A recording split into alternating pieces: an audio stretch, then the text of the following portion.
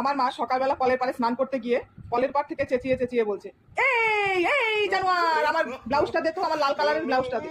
ঠিক আছে, আমি ঘরের মধ্যে খুঁজলাম, পেলাম না। আমি বললাম, মা কোথায় ব্লাউজটা, জিজ্ঞাসা করলাম ভালো করে। বলছে, চোখ তো নেই, চোখ থাকতে বন্ধ, চোখ নিচের দিকে তাকিয়ে দেখবি না, কখনো খুঁজে দেখবি না, শুধু চেঁচাবি শুধু চেঁচাবি, আর সারাদিন শুধু মোবাইল ঘাটবি, সারাদিন শুধু মোবাইল ঘাটবি, সংসারের উপর তো তোর কোনো চিন্তা নেই, তোর কোনো চিন্তা নেই, যত চিন্তা আমার। আমি বললাম, ঠিক আছে, তুমি বলো তোমার ব্লাউজটা কোথায়। বলছে, দেখ পাশের ঘরে চেয়ারের উপরে। আমি গিয়ে তো লাল ব্লাউজ খুঁজে পেলাম না ভাই। তারপর আবার মাকে বললাম, মা আমি কিন্তু তোমার লাল ব্লাউজ পেলাম না। বলছে, আমি যদি এসে পাই না, তারপরে তোর একদিন কি আমার একদিন। আমি তো ভয়ে ভয়ে রইলাম। ঘরে এসে চেয়ার থেকে একটা নীল কালারের ব্লাউজ নিয়ে আমাকে দেখাচ্ছে, এই দেখ এই দেখ, তোর তো চোখ নেই, তুই তো নিচের দিকে তাকিয়ে কখনো দেখবি না, সবসময় উপরের দিকে চোখ করে হাঁটবি, সবসময় উপরের দিকে চোখ করে দেখিস। আমি বললাম, ও বাবা, এইটা তো নীল কালারের ব্লাউজ, তুমি তো গোলাপি রঙের লাল রঙের ব্লাউজ বলেছিলে।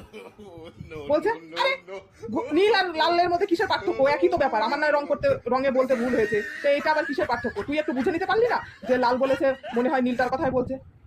আচ্ছা তোমরাই বলো তো, আমি কি মানে জ্যোতিষী যে উনি কি বলছে আমার সেটা বুঝে নিতে হবে, মানে কিছু বলার নেই। আমি বললাম, ঠিক আছে।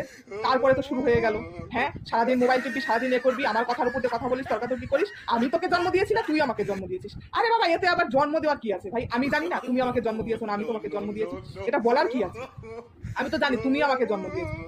এইটা বলার পরে আমি যখন বললাম, ঠিক আছে মা, ব্লাউজ তো পেয়ে গেছো, তোমার তো রং নিয়ে কোনো সমস্যা নেই, তাহলে এবার থামো।